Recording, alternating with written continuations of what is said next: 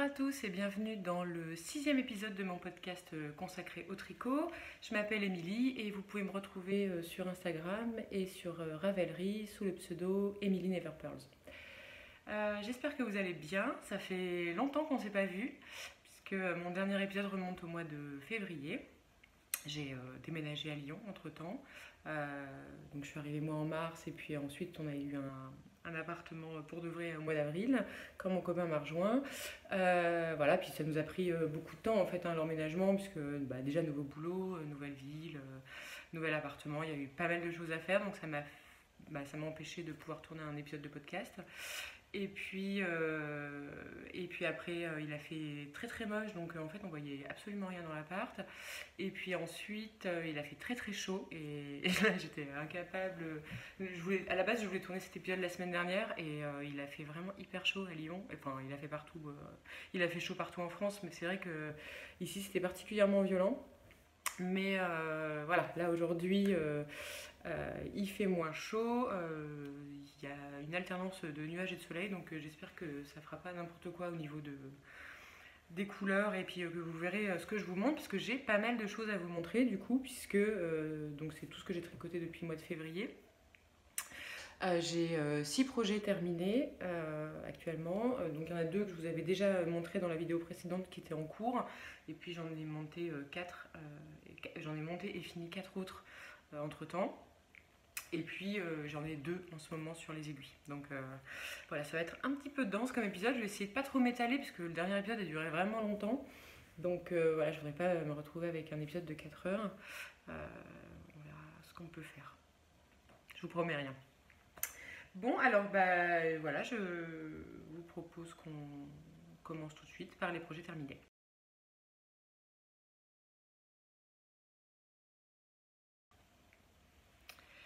Alors, mon tout premier projet terminé, je vous l'avais montré pas mal fini la dernière fois, puisqu'il me manquait plus que les manches à faire. Et c'est donc le Zweig, quand même. Je suis pas si rouillée que ça. Donc c'est le Zweig de Kathleen Hunter, qui est un pull qui a été beaucoup fait. Moi, c'est d'ailleurs le deuxième que je vous montre, puisque j'en avais déjà fait un l'année dernière que j'ai dû détricoter. Mais celui-là, c'est bon, je l'ai terminé, je l'ai porté beaucoup. En fait, il me restait que les manches à faire et en février, j'en ai fait une hyper vite. Et puis la deuxième, j'ai mis vraiment longtemps à la faire. Je sais pas pourquoi, j'arrivais pas à me motiver alors que bon, il me restait vraiment plus que ça. Donc bon, je sais pas pourquoi. Donc au final, j'ai fini et ça devait être en avril, je pense. Oui, avril. Et bon, heureusement, on a eu une période où il a fait très froid, ou assez froid en tout cas à Lyon. Donc j'ai pu le porter et je l'ai pas mal porté. Et franchement, la laine, elle a absolument pas bougé. Pourtant, je vous dis, je pense que je l'ai mis 2 fois par semaine pendant un mois et demi, je pense. Mais non, la laine, elle va vraiment pas bouger. Donc c'est la Merino-Yak nylon de chez La Bien-Aimée. Donc je pense que c'est pour ça aussi, comme il y a un peu de nylon dedans, elle doit mieux se tenir. Voilà, donc c'est la couleur Winterfell, le bleu foncé, et puis Yellow Brick Road là pour le bronze. J'ai fait les... Qu'est-ce que je vous avais pas dit dessus déjà? Alors, oui, c'est ça, j'ai fait les poignets en couleur contrastante. Ça, je pense que je vous avais dit que j'allais le faire parce que je voulais le faire depuis le début. J'ai fait des codes 2-2 et puis voilà, je me rappelle plus exactement ce que j'ai fait pour les manches, j'ai pas suivi le patron, mais en gros je suis allée tout droit et puis au dernier moment j'ai resserré pour faire cet effet là. Pour faire le rabat, j'ai fait un rabat tubulaire sur les côtes 2-2, mais comme j'ai mis 2 mois presque ou 2 mois et demi entre les deux manches, quand j'ai fait la deuxième manche, j'arrivais pas à me rappeler quelle technique j'avais utilisée pour le rabat tubulaire. Parce que donc j'ai regardé des vidéos que j'avais déjà regardées 2 mois avant et j'ai pas réussi à me rappeler pour quelle version je m'étais décidée. Donc j'en ai choisi une un peu au hasard. Je suis pas sûre d'avoir utilisé la même pour les deux. Et surtout, d'habitude, je vous mets quand j'utilise une technique, quand j'ai suivi un tuto ou quelque chose comme ça, je vous mets le lien en dessous. Mais là, je suis incapable de me rappeler laquelle j'ai utilisée. Même pour la deuxième, en fait, j'arrive pas à me rappeler. J'en ai regardé trop et du coup, je sais plus. Bref, bon, c'est un rabat tubulaire sur code 2-2. Ça rend plutôt bien. Ça m'a penché un peu les mailles quand même. Je sais pas si vous voyez là, j'aurais dû le rattraper au blocage et puis j'ai oublié de le faire. Et donc bon, ça se voit pas, hein, mais sinon, bah, c'est tout. Je vous en avais déjà quand même pas mal parlé. Je vous avais dit, je pense que le bas repiquait un peu dans les côtes en fait. Je sais pas pourquoi, ça me le fait pas d'habitude, mais là, elle remontait un petit peu sur les côtés. Le blocage a un peu aidé, mais pas tant. Enfin, je trouve qu'il s'évase encore un peu. En fait, les côtes ont l'air un peu de s'évaser, donc je pense qu'il faudrait que je le reprenne. Que je reprenne juste avant les côtes, là, et puis que je refasse des côtes sur une plus grosse longueur. Parce que ça doit être ça, hein, c'est qu'il ne doit pas y en avoir assez. Ou c'est peut-être, j'avais utilisé une autre façon de faire le rabat tubulaire dessus, et elle m'avait... je sais pas. Bon bref, il faudra que je le refasse du coup. Je sais pas quand. En fait, il faudrait vraiment que je me motive à le faire rapidement, mais là, pour l'instant, j'ai pas encore eu l'occasion. En fait, j'ai pas tellement la motivation de me faire le rabat tubulaire des 300 mailles. Parce que moi, comme j'ai vraiment une différence de tension avec Kathleen Hunter, j'ai dû faire une des plus grandes tailles du pull. Et donc, il y a vraiment beaucoup de mailles. Donc, j'ai un peu... j'ai un peu la flemme. Mais bon. En tout cas, ce pull, donc... ouais, j'aime beaucoup la forme. Je pense que je vous avais dit que j'étais pas sûre d'aimer la forme avec le yoke, vu que c'était mon premier.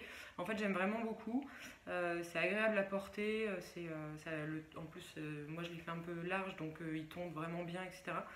Donc, je suis très contente. Et puis, il fait un super effet quand vous le portez en société. Et que vous dites aux gens que c'est vous qui l'avez fait ou qui vous demandent, quoi. Ça en jette quand même. La dentelle, on va pas se mentir. Pour les profanes, elle en jette. Voilà. Donc le pull Zweig qui est mon premier projet terminé. Voilà. Bon, ça, je crois que j'ai passé 5 minutes dessus. Ça va, on est pas trop mal. Ensuite, mon deuxième projet terminé, donc c'est aussi un projet que je vous avais montré dans l'épisode précédent puisque je venais de le commencer. C'est un châle ce coup-ci. Donc c'est le Terol d'Ego de Kathleen Hunter encore. Voilà. Donc je vais essayer de vous le montrer un peu en entier. Il est assez grand, hein. Il est même pas mal grand. Hop, hop, on voit un petit peu à travers. Et voilà. Donc le châle Terol d'Ego. Je pense que je venais juste de le commencer quand... oui, j'étais au Jacquard, je crois. Quand je voulais montrer la dernière fois. Donc pour rappel, les laines, c'est celle-ci là, c'est de la Malabrigo Meshita. La couleur c'est Piedras. Ici, donc c'est du 100% mérino en single. Celle-ci, la beige marron, c'est de la Big Bad Yarn de Imogen. Pareil en mérino single et la couleur c'est Sad Girl. Et puis les parties en dentelle là, elles sont aussi en Big Bad Yarn, mais ce coup-ci en coloris Mindset. Alors ce châle, je suis partagée avec ce châle. Je suis partagée déjà dans le tricot. Globalement, j'ai bien aimé le tricoter, j'ai trouvé ça sympa, les rayures, ça fait vraiment... on voit pas le temps passer, on a envie de faire toujours plus, une rayure de plus, une rayure de plus. Ça c'est pas mal. Globalement, voilà, j'ai bien aimé le tricoter, mais j'ai eu aussi des moments où ça a vraiment été horrible. Le jacquard en premier lieu. C'était horrible. Le jacquard en aller-retour, j'en avais jamais fait. Et heureusement, il y a une dizaine de rangs, un truc comme ça, parce que franchement, déjà quand il fallait pas croiser les fils sur l'arrière, c'était déjà difficile. Mais alors, quand il faut faire des rangs en vert, en jacquard, en vert, en croisant les fils, franchement, c'était horrible. Je m'en suis pas trop mal sortie pourtant. Au final, avec le blocage et tout ça, vous voyez, c'est pas mal derrière, hein, le rendu est bien. Mais par contre, j'ai détesté. Je vous le dis. J'ai détesté, et en plus, au niveau du patron... quand on arrive sur la bordure avec nos deux couleurs, enfin avec le jacquard en fait, j'ai l'impression que c'est pas vraiment réfléchi pour une bordure en fait. Enfin, on se retrouve avec des fils, il faut se débrouiller pour les passer, pour qu'ils arrivent en fin de rang, etc. C'est pas terrible, il a fallu que je fasse quelques ajustements. D'ailleurs, c'est pas très beau à cet endroit-là, là, sur les bordures, parce que je sais pas, j'ai l'impression que c'est une grille une forme de châle sur laquelle on va coller une grille de jacquard sans réfléchir au fait que, enfin, il y a quand même des fils à récupérer. Enfin bref.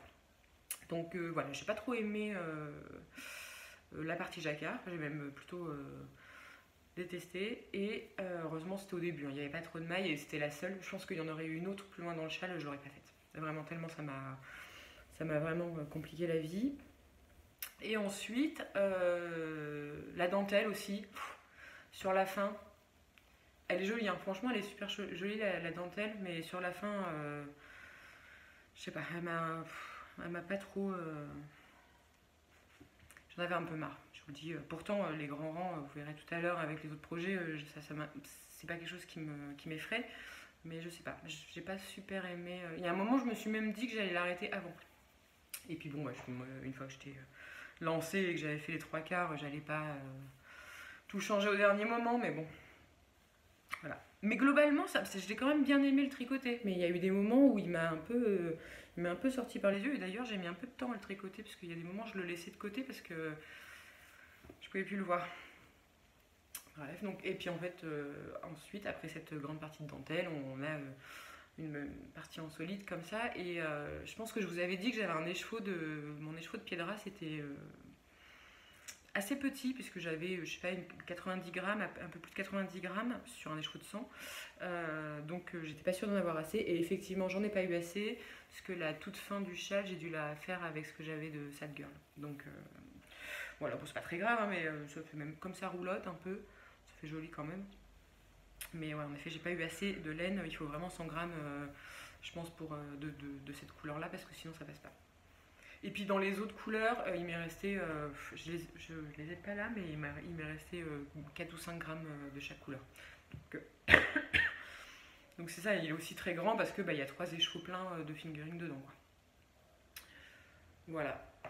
Alors par contre, je l'adore. Voilà, je l'adore. Il est vraiment hyper joli. Pareil, il fait un peu son effet. Moi, en plus, je suis hyper fan des couleurs. Je suis vraiment hyper fan du mélange des couleurs. Je pense que je vous l'avais déjà dit la dernière fois, mais je trouve que les rayures là de Pied de Race et de Sad Girl, je les adore. J'adore cette partie-là. Et puis voilà, même dans le jersey, là, il était horrible ce jersey, mais franchement après il rend bien.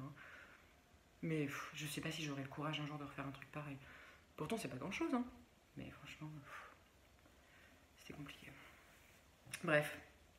Voilà, j'ai pas fait beaucoup de modifications à part ma traditionnelle finition high cord sur les bords du châle. Voilà, j'ai juste rajouté un high cord de 3 mailles de chaque côté pour déjà parce que ça me permettait de faire des rayures propres dans le changement de fil. Et puis c'est plus agréable à porter, je trouve, puis ça fait des jolies finitions. Voilà. Hop, je me suis un peu loupée parce que j'ai fait une high cord pour faire le rabat des mailles là, ou à la toute fin. Et je sais pas, au moment de rejoindre les high cord du bord et les high cord de rabat, j'ai pas hyper bien préparé mon coup et je me suis retrouvée avec ça, mais franchement ça se voit pas. Je pense que j'aurais pu le réduire au blocage, mais je l'ai pas fait. Voilà, après sinon, c'est un châle qui est quand même hyper profond, hein.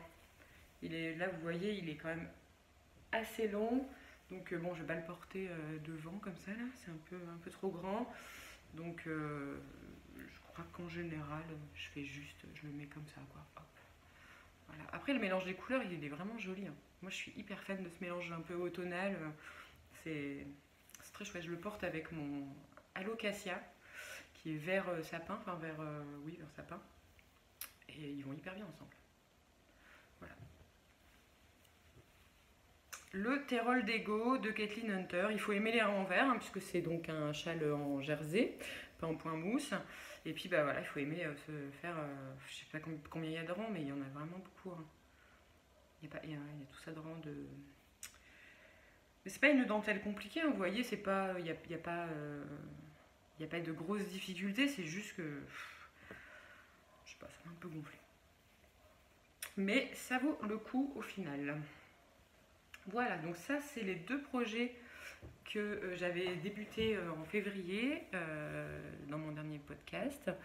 Là je vais maintenant vous montrer, je vais essayer de vous les faire un peu dans l'ordre chronologique. Mais donc j'ai 4 autres projets à vous montrer. Il y a 3 châles et un pull. Là j'ai refait mon stock de châles et d'ailleurs j'en ai un autre sur les aiguilles, donc je sais pas, je suis un peu châle en ce moment. Alors le troisième projet terminé que j'ai à vous montrer, c'est un châle qui est de Sylvia McFadden et qui est le Waiting for Rain châle. Alors il va peut-être vous dire quelque chose parce que je l'ai déjà tricoté dernière et je vous l'avais déjà montré dans mon tout premier épisode de podcast.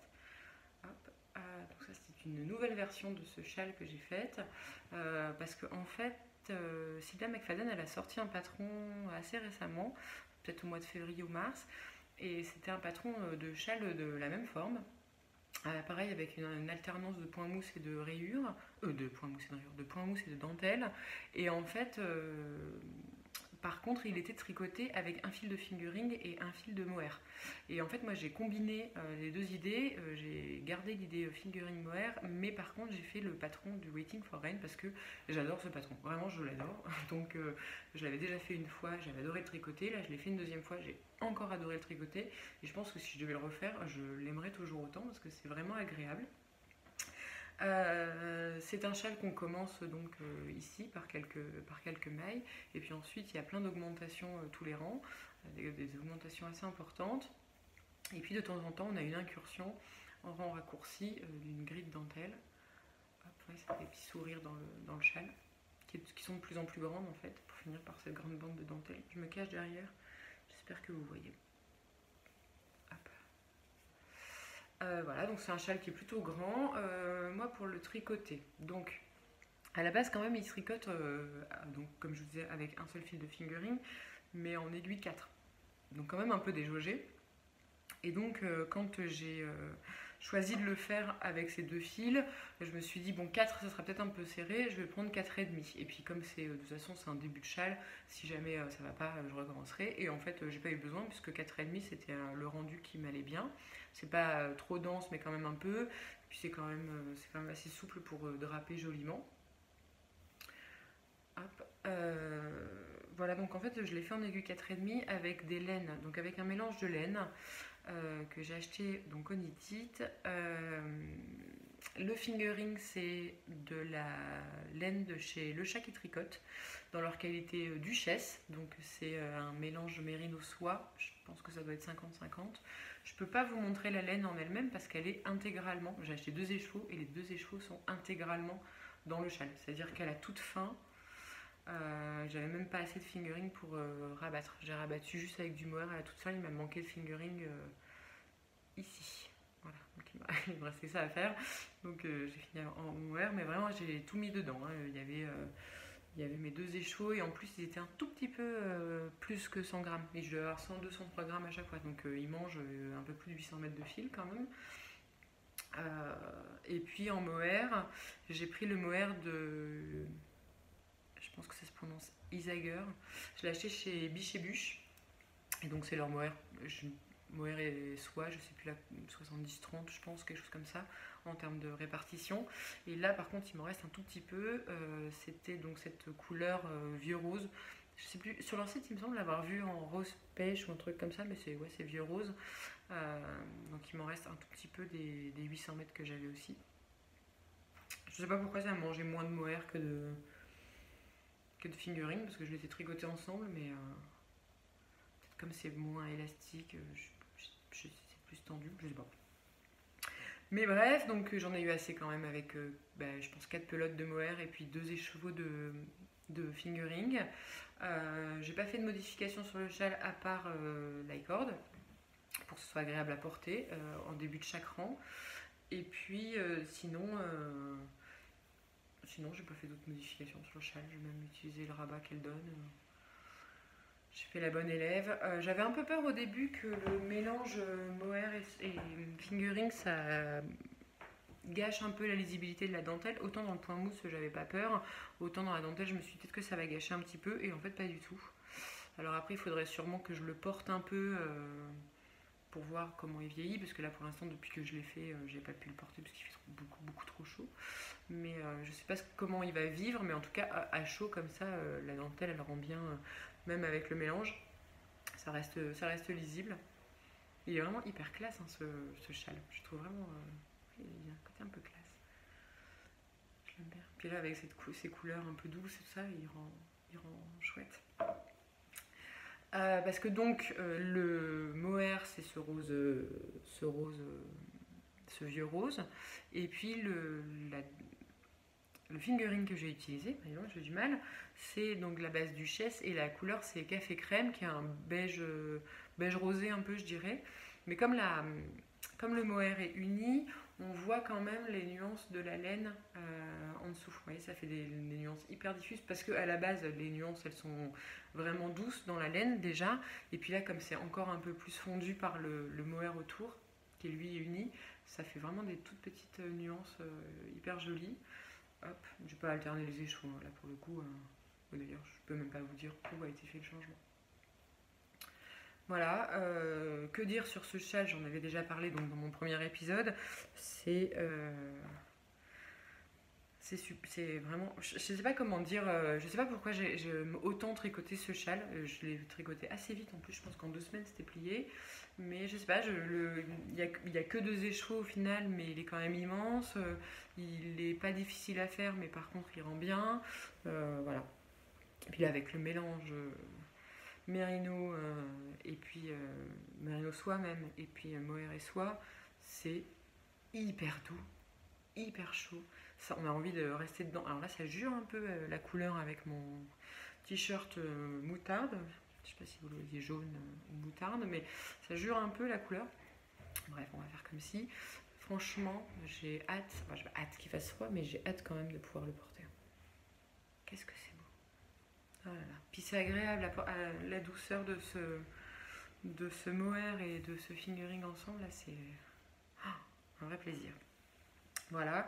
Et puis donc comme il me restait un petit peu de mohair et que je le trouve agréable, parce qu'il y a des mohairs que je supporte pas trop, mais celui-là il est agréable, j'ai utilisé ce qui me restait de mohair là pour faire un échantillon, parce que je pense en commander, pas dans cette couleur là, dans une autre, pour faire une blouse cumulus de petite knit. Je pensais faire ça. Voilà, bon, c'est pas encore tout de suite, mais parce que là, avec ce châle, ça donne envie d'être emmitouflé dedans tout le temps. Par contre, ça laisse un peu des poils partout. Voilà, c'est pour ça que là, pendant la canicule, je pouvais même pas le toucher. J'étais contente de l'avoir fini avant qu'il fasse vraiment trop chaud parce que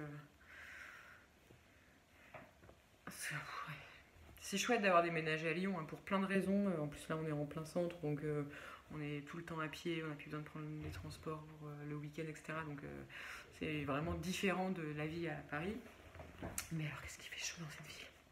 Ah, on nous avait prévenu, mais en plus, on est dans un appart au 4e et dernier étage, donc on est sous les toits, en centre-ville, dans une région qui est toujours première sur la canicule et dernière à en sortir. Là, fin juin, et puis la semaine dernière, c'était la fournaise dehors, l'étuve ici, enfin bon, c'était... Il y a mes voisins qui sont en train de faire des choses dans le couloir, ils bougent des choses, des cartons, je crois, mais j'espère que vous les entendrez pas. C'est beau. C'est vraiment beau. Franchement, si vous aimez ce châle et que vous voulez soit tester de faire des mélanges, parce que moi c'était la première fois que je le faisais, de mélanger un brin de mohair et puis du fingering, je l'avais encore jamais fait. Si vous voulez vous tester et que vous voulez faire ce châle, en aiguille 4,5, il passe très bien. Avec 2 écheveaux, on en a assez. Si jamais vous êtes un peu léger en laine, les derniers rangs sont vraiment très grands. Et vous n'êtes pas obligé de tous les faire. En fait, une fois la dernière dentelle terminée, moi je suis allée au bout je crois qu'il y a 6 rangs et j'ai fait les 6 rangs, mais on peut s'arrêter 1 ou 2 rangs avant. Et là, on économise quand même quelques grammes de laine. Donc en fait, vous pouvez vous arrêter quand vous voulez en fait sur ce châle. Voilà. Je peux vraiment que vous conseiller de le faire. C'est un châle qui est pas difficile et pareil, qui en jette un peu. Hein, donc, il est à l'envers. Bref. Voilà, donc ça c'est le Waiting for Rain, mon deuxième Waiting for Rain, que j'aime encore plus que le premier. Enfin, j'aimais beaucoup le premier, hein, mais là, franchement, celui-là, il est classe et il est un peu luxueux comme ça avec ce mélange. J'ai hâte. Enfin, encore une fois, j'ai semi-hâte. Voilà, donc ça c'était mon troisième projet terminé. Ensuite, dans l'ordre chronologique, et c'est encore un projet avec de la laine que j'ai acheté au festival Knit-It, puisque donc je me suis pas mal promenée dans le festival, pour toucher toutes les laines que je pouvais trouver, et puis regarder tout ce qu'il y avait. Et puis à un moment, je suis passée devant l'étal de la boutique des laines vilaines, qui sont des laines que j'ai déjà tricotées et que j'aime beaucoup. Et puis il y a des écheveaux qui m'ont tapé dans le coin de l'œil, et il y en avait 4 pile poil pour faire un pull. Et donc je me suis jetée dessus. Mais j'ai vraiment l'action en 3 minutes, c'était j'ai chopé les écheveaux, je les ai payés, limite j'avais envie de les tricoter sur le coup, quoi. Donc j'ai acheté cette laine, qui est donc de la laine vilaine. Je me rappelle pas le nom de la base, éternelle ou précieuse, je sais plus. C'est le mélange alpaga cachemire soie, dans la couleur En attendant la petite souris, qui est une couleur vraiment rigolote parce qu'en fonction de la lumière, elle est soit grise, soit mauve. Donc en fait, si la lumière est un peu froide, elle va virer au gris. Si la lumière est plus chaude, elle va virer au mauve. C'est vraiment rigolo. Enfin, rigolo. C'est là, quand je le tricotais, il y a des moments où j'étais en pleine lumière et je me disais, bah non, il est mauve en fait. Elle est vraiment mauve cette laine. Et puis, hop, il suffit qu'il y ait un nuage ou un truc comme ça, et puis pouf, elle devient grise. Là, vous la voyez quand même plutôt mauve. Voilà, elle est plutôt mauve. Mais bon, donc c'est hyper joli, donc avec ce genre de nuances que moi j'aime beaucoup, qui sont assez diffuses, assez légères, etc. Et je les ai achetés, pareil, je les ai achetés pour un projet en particulier, puisque j'avais décidé de faire le pull ACO de quelqu'un. Je vous le mettrai en dessous. Disons que j'ai vraiment pas choisi le bon t-shirt pour faire cet épisode de podcast, ça ne va avec rien. Bref. Il est un peu fripé, je suis désolée, il est dans l'armoire depuis qu'il est lavé, puisque je l'ai lavé et séché, bloqué, machin, la semaine dernière en pleine canicule. Avantage, il a séché hyper rapidement. Inconvénient, j'étais obligée de le foutre dans l'armoire direct, parce que rien que de le voir, je brûlais intérieurement. Rien d'imaginer porter de l'alpaga parce qu'il a fait jusqu'à 36 degrés dans mon appartement, donc c'était vraiment, quand je vous dis que c'était laitue, c'est que franchement, j'étais pas loin d'être en train de cuire. Bref, donc le pull ACO. Je suis... Comment dire? Je suis mitigée. Je suis mitigée avec ce pull. D'abord, je suis mitigée pourquoi? Parce que je l'aime bien. J'adore la construction. C'est un pull qu'on commence par en haut et qui se tricote du haut vers le bas. Et donc en fait on commence avec... Je sais plus, on monte les mailles du dos, c'est ça, on monte les mailles du dos, et puis ensuite à chaque rang, on va venir ajouter, à chaque fin de rang, on va venir remonter des mailles pour finir un peu l'encolure en faisant un système d'augmentation comme des raglans. Hop. Et puis au bout d'un moment, on va rejoindre, tricoter un petit peu en rond, ensuite on va séparer le devant, le derrière pour tricoter en aller-retour pour laisser les trous pour faire des manches, et ensuite on va tout rejoindre en dessous des manches pour faire le corps au complet. Voilà, donc c'est un espèce de boxy, c'est pas un espèce, c'est un boxy, avec une encoulure un peu raglant au début. Il est sympa à tricoter, vraiment sympa à tricoter, parce que c'est un pull qui a des motifs, enfin des points texturés, donc à l'avant. Enfin, en fait, ça, je dis à l'avant, mais le pull peut se porter devant, derrière, derrière, devant, en fonction, avec soit un peu l'encolure un peu creusée, soit avec le dos devant. Enfin, moi je dis que c'est le dos, mais du coup, ça peut être le devant.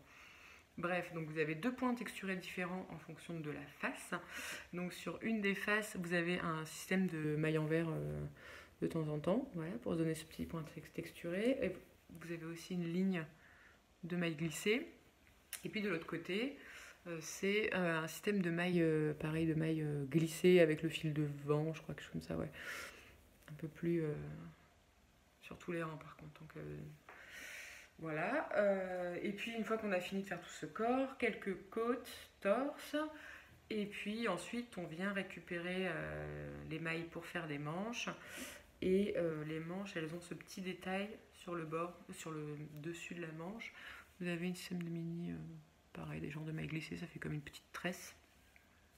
Jusqu'en bas, des diminutions, des côtes torse, un rabattage tubulaire, enfin voilà. Et ensuite vous reprenez les mailles du col, on remonte les mailles, comment on dit, enfin, on pick-up des mailles, je sais plus comment on dit, pour faire l'encolure en faisant juste un die-cord tout le long. Alors, pourquoi je suis mitigée avec ce pull? D'abord, donc oui, comme je disais, j'adorais le tricoter parce que voilà, on s'ennuie jamais, il y a le point texturé, ça donne envie d'avancer, etc. Je l'ai tricoté vraiment vite. Comme il y a beaucoup de mailles glissées, il m'est resté énormément de laine, donc ça c'est toujours appréciable. Par contre, le patron est problématique pour moi au niveau du col parce que ces augmentations comme ça en bout de chaque rang en montant des nouvelles mailles, ça fait en fait une bordure qui est assez moche, et quand on vient récupérer les mailles pour faire la corde du col, bah franchement c'est hyper galère. Autant derrière sur le rang de montage, j'ai réussi à remonter les mailles à peu près correctement, voilà, mais devant, bah devant en fait j'ai tout ça que j'ai pas réussi à rentrer au blocage, qui dépasse parce que le seul endroit où on peut récupérer les mailles, c'est une ou deux mailles de bord, parce que dans le bord directement, ça ferait des trous. Enfin, ou alors c'est moi qui sais pas faire, hein, c'est possible aussi, mais j'ai vu d'autres versions de gens qui avaient des problèmes avec ce col. Et en effet, après, une fois que c'est porté, on a envie de dire, enfin, ça, limite, on a l'impression que c'est fait exprès. Hein, si on ne sait pas, on peut dire c'est des comme une petite dentelle qui ressort, un truc comme ça. Mais ouais, je sais pas. Ça m'a vraiment gênée au niveau de la construction du pull. Et puis, comme c'est un pull qui se porte devant derrière, il n'y a pas de système de rang raccourci ou des choses comme ça pour le dos.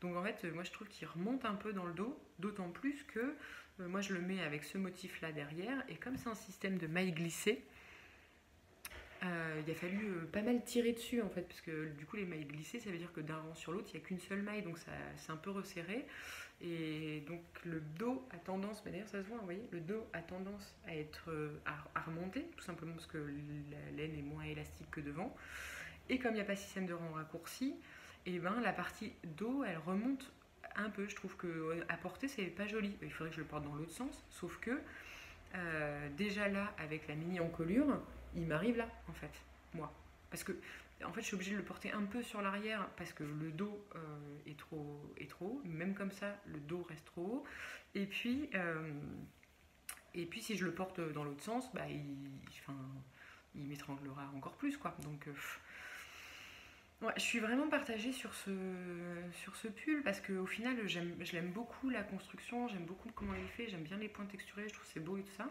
Mais par contre, j'ai pas vraiment aimé. Enfin, je sais pas si je vais aimer le porter parce que c'est pas forcément. Je sais pas. Et pourtant, j'ai tiré dessus au blocage dans le dos, j'ai bien fait attention à bien aligner les côtes et tout ça. Sauf que, bah, en fait, avec le temps, la laine se repositionne normalement.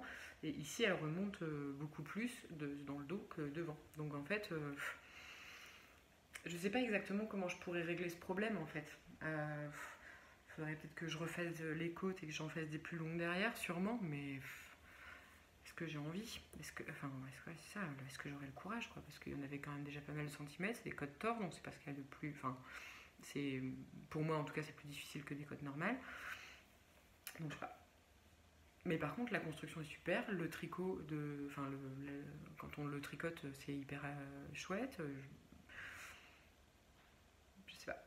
Du coup, je suis partagée. La laine, par contre, super. Hein. Alors là, la laine, c'est pas de sa faute à elle. Elle est géniale. Mais vraiment hyper bien. Oh, c'est super joli. Déjà, la couleur est belle. Et puis, c'est de l'alpaga cachemire soie, donc c'est hyper doux. J'ai pas du tout alterné les écheveaux. J'ai une toute petite différence ici. Ça fait un petit fade, en fait, assez joli en plus, pour ne rien gâcher. Mais voilà, je suis partagée avec ce pull. Et puis même, j'ai le même problème avec les manches. C'est ça aussi que j'avais. C'est que comme c'est un système pareil de mailles glissées, et elles sont glissées sur 2 rangs, et ben la partie du bras qui a cette... c'est pas une torsade, mais qui a ce motif en fait, bah, on peut pas tirer dessus. Elle est à la limite de la limite, sauf que la manche a plus d'élasticité que la bordure. Donc il y a tendance à y avoir... en fait sur le bord, ça a tendance à remonter un peu là où il y a la ligne de maille glissée. Donc voilà, c'est des petites choses comme ça en fait qui font que ça gâche un peu le rendu à la fin. C'est des petits détails qui... C'est joli en fait, hein, ça fait des jolis effets tout ça, mais par contre, au final, c'est pas forcément le plus pratique. Ouais. Donc bon, je vais voir après, franchement je vais le porter, hein, parce que voilà, mais je suis pas sûre que j'aurais autant de plaisir à le porter que je pensais en tricotant. Parce qu'en plus c'est ça, quand je l'ai tricoté, tout le long que j'ai tricoté, je me disais, ah là là, mais ça va être mon pull préféré, c'est sûr, il est tellement bien, il est tellement beau et tout ça. Et puis bon voilà, je suis un peu... attendez. Bon, désolée, mais il y avait Andrea Mori qui était en train de m'envoyer un mail, donc je suis abonnée à sa newsletter, mais bon, ça fait toujours bizarre de voir. Bref, qu'est-ce que je disais Oui, donc, alors par contre, ce pull, je suis tellement déçue du résultat. Enfin, c'est parce que je suis tellement déçue, mais en fait, l'avantage d'être déçue de ce résultat, c'est que ça m'a fait réfléchir à des façons de faire. En fait, qu'est-ce que aurait été moi mon pull idéal sur cette base-là de construction avec un début de raglan et puis ensuite la forme boxy, etc. que j'aime beaucoup. Et ce col comme ça un peu évasé. Et du coup, j'y ai réfléchi, machin, j'ai fait des tests, j'ai fait des petites tentatives et il est possible que je fasse mon propre pull. Je sais pas comment dire autrement, mais ouais, de créer en fait un pull à partir de ce que je... En fait, je dis pas que j'ai une énorme expérience de tricot, ce qui est absolument pas le cas. Mais j'ai tricoté quelques formes de pulls différentes et il y a des choses dans chaque que j'aime bien et donc en fait je voudrais mettre tout ça dans un autre pull en fait, dans un pull. Je sais pas pourquoi je suis aussi gênée d'en parler. Bref, mais en gros j'ai commandé de la laine donc chez Arco Iris Yarns qui est ma laine préférée au monde et donc voilà, je devrais la recevoir aujourd'hui ou demain et après ça je vais échantillonner et j'ai déjà commencé voilà, à réfléchir à un truc, donc c'est possible que je vais peut-être créer un pull. Bref, bon, je vous en redonnerai des nouvelles si jamais ça vous intéresse. Voilà, donc je vous montrerai ça sûrement la prochaine fois. Donc ça aurait quand même été l'avantage de tricoter ce pull là, c'est que en fait ça m'a fait réfléchir à une autre façon de faire avec différentes mesures aussi, parce que c'est pareil, je trouve que le col est beaucoup trop large pour ce qu'il est long. Enfin, du coup, c'est pas très beau. Et puis, enfin, c'est pas que c'est pas très beau, mais ou alors c'est ma carrure qui va pas. C'est possible, c'est aussi possible. Hein. Mais je sais pas, il y a des trucs dans ce pull qui m'énerve parce que j'aimerais vraiment l'aimer plus que ça en fait. Il y a tout dans ce pull qui fait que j'ai envie de l'aimer, la construction je l'adore et tout ça, les points texturés je les adore et la laine je l'adore. Et du coup c'est un peu frustrant que ce soit pas le cas. Non, je sais pas si vous voyez ce que je veux dire. Bref, en tout cas, j'ai fait quelle taille? Ah oui, donc c'est un pull qui existe qu'en anglais et en japonais je pense. Et il est en 3 tailles uniquement. Il y a trois gammes de tailles. Après, moi, j'étais pas exactement dans l'échantillon, donc ça me faisait pile tomber entre 2 tailles. Donc ça tombe bien parce que les différences entre les tailles, elles sont quand même assez importantes. Et donc moi, avec mon échantillon, j'arrivais entre...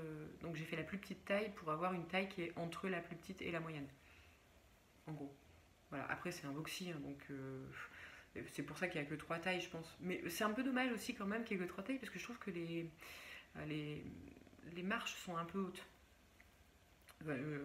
Voilà, moi je sais plus combien je voulais des aisance, mais en gros c'était 70, 60, 30. Ah, moi je voulais 120. Ouais. Alors, enfin, c'est pas exactement ça, mais à peu près. Donc bon, ça c'est toujours un peu aussi gênant. Bref. Après, encore une fois, c'est un boxy, on peut ajuster un peu la taille. Voilà. Donc le hako, je suis. Ouais. J'aimerais vraiment l'aimer plus. Vraiment. Ouais. Hop. Ok, ensuite, alors, 5e projet terminé, c'est un châle, encore, qui est un modèle que j'avais déjà fait, encore, mais que je ne vous avais pas montré, puisque c'est le tout premier châle que j'ai fait. enfin le tout premier châle Ravelry machin que j'ai fait. Et puis la laine que j'ai utilisée, c'est une laine que j'avais achetée à l'Aiguille en fait de l'année dernière, 2018. Non, 2019. Non, 2018. Oui, je l'avais. Oui, c'est 2018. On est en 2019, je suis pas ça. Donc je l'avais acheté, en tout cas. Il y a plus d'1 an, j'avais acheté cette laine pour faire un fade du violet au blanc, pour faire le fading point de Rory Locatelli, donc qui est une espèce d'étole. Et en fait on tricote la moitié, on retricote la même chose de l'autre côté, puis on rejoint au milieu, et tout ça dans un fade à base de point mousse dentelle. Et je l'avais commencé l'année dernière, je l'avais tricoté, j'avais tricoté la première moitié, et puis au moment de faire la deuxième, voilà, le syndrome de la seconde chaussette, mais sur le châle. Et hop, je l'ai foutu d'un côté, et puis je l'ai pas repris pendant un petit moment, et puis à chaque fois je me disais, ah, faudrait que je le reprenne, ah oui c'est vrai, c'est pas grand chose et tout ça. Et puis un jour je me suis dit, allez hop, je le reprends, donc hop, je reprends mes aiguilles, machin, et puis je commence, et puis en fait, j'avais perdu la foi dans ce patron, je sais pas pourquoi. Et donc j'ai pris la décision rationnelle de tout défaire. Voilà, donc j'ai défait la première moitié que j'avais faite en fait. Je suis pas sûre que je le referai pas. En fait, je pense que même d'ailleurs, je pense bien que je le referai ce patron, mais par contre, je pense que je tricoterai les deux en même temps. Je séparerai les écheveaux et je ferai les deux moitiés en même temps. Comme ça, j'aurai pas ce truc de deuxième moitié à faire parce que ça m'a vraiment mis dedans ce truc-là. Bref, donc j'ai tout détricoté et après je me suis dit, qu'est-ce que je vais faire avec ces laines? Je voudrais quand même faire un truc chouette, mais bon, il y a quand même 5 écheveaux. Je vais faire un Find Your Fade puisque c'est mon châle préféré au monde. Pas loin, mais ma première version, c'est vraiment, je pense, le châle, je l'ai vraiment beaucoup porté. Vraiment beaucoup. Bref, tous mes amis vous le diront, je l'ai porté tout le temps. Bref, donc je me suis dit, tiens, je vais me refaire un Find Your Fade. Normalement, il y a 7 couleurs sur le patron, mais avec 5, ça a passé, et effectivement, c'est passé. Donc, alors celui-là, il est grand. Je vous préviens, accrochez-vous les copains, parce que il est grand. Alors, le Find Your Fade de Andrea Mori.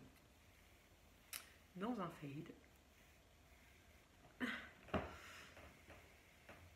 Je me cache derrière et puis je vous laisse admirer dans toute son énorme splendeur. Voilà. Voilà. Hop, donc le châle le plus grand du monde, c'est ce Find Your Fade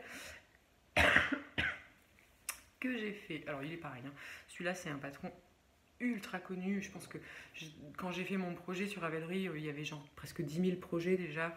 C'est vraiment un des plus grands succès, je pense, de patron.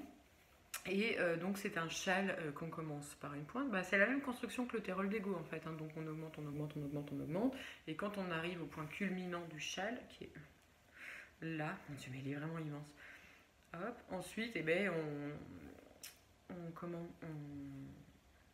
on garde le même nombre de mailles, mais en décalant pour garder cette forme un peu de châle triangle. Donc je l'ai fait avec, ça c'est de la Malabrigo Meshita, la couleur c'est Sabiduria. Ensuite Malabrigo Meshita toujours, celle-là c'est Holyoke. Malabrigo Meshita mais English Rose. Le rose ici c'est la Féfile rose fanée de ma belle-mère, de ma grand-mère, de ma belle-mère. Et celle-là, c'est de la Hedgehog en skinny single. La couleur, c'est Teacup. Voilà, donc ça me fait un joli fade, vraiment joli fade. Je suis contente de ça. Hop. J'ai un peu adapté le patron pour caler les rayures différemment pour qu'il y ait à peu près la même chose de chaque couleur. Sachant que quand je suis arrivée au bout, il me restait encore beaucoup de rangs de blanc. Pour le terminer, là quand j'en suis arrivée là, il me reste encore une dizaine de rangs de blanc et je me suis dit que ça allait un peu déséquilibrer les quantités de couleurs des autres couleurs en fait. Donc je me suis arrêtée avant. De toute façon, il est déjà tellement immense. Vous voyez, je me suis arrêtée avant. En fait, normalement, les diminutions, en fait, on rattrape la maille centrale jusqu'au bout et là, j'ai pas fait le dernier rang. J'ai un peu supprimer la différence au blocage, mais bon, ça se voit pas. Voilà, parce que je voulais pas... vous voyez, sinon ça aurait fait vraiment trop de blanc par rapport aux autres couleurs. Je m'étais un petit peu machinée là dans les rayures. Mais bon, voilà, donc ça c'est un châle qui est vraiment facile à faire. Vraiment facile à faire, il n'y a pas de difficulté majeure. D'autant plus que dans le patron, il y a des liens vers des tutos vidéo que Andrea Mori a fait elle-même, elle pousse quand même en plus j'allais dire le vice, mais non, pas du tout, la vertu. Elle pousse la vertu à faire des tutos en montrant en tricotant avec la main droite et en montrant en tricotant avec la main gauche, donc en méthode continentale et puis en méthode anglaise. Donc c'est quand même très sympa. Donc les deux, ou les toutes petites technicités qu'il y a dans le châle, elles sont montrées en tuto vidéo. C'est en anglais évidemment, mais voilà, c'est assez clair.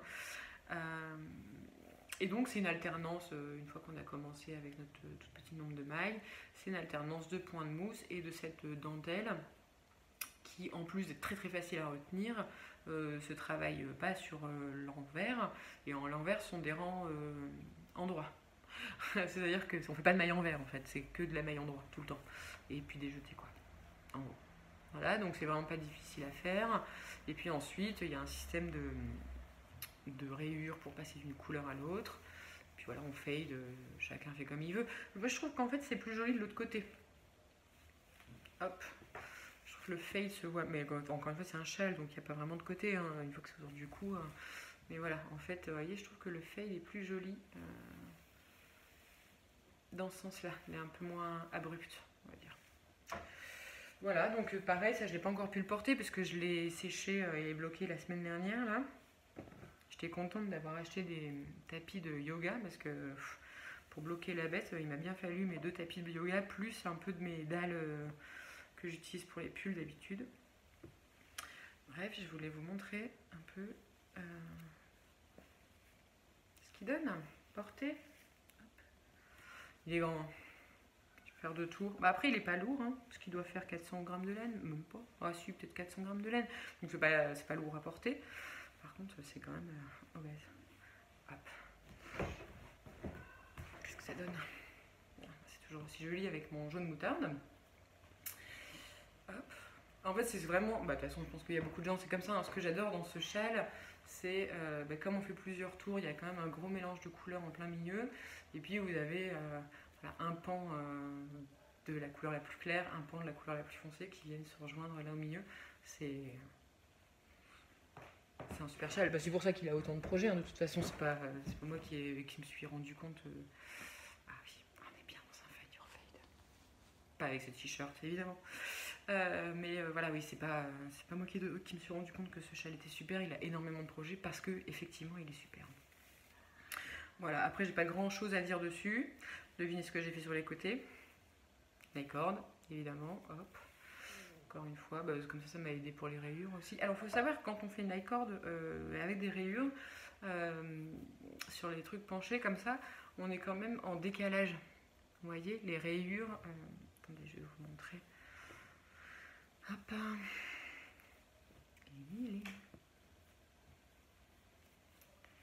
Du bon côté, vous voyez, en fait, le rose foncé est en face de la rayure rose clair, etc. En fait, comme c'est des mailles qui sont glissées, ça saute un rang. Donc, il faut le savoir.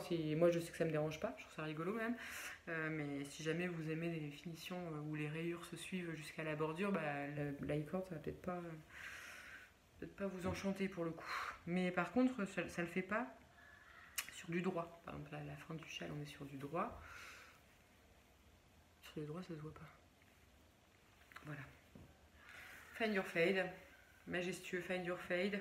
Celui-là, je sais pas combien il fait. Il doit être à du 3 mètres et des patates. C'est que du merino single.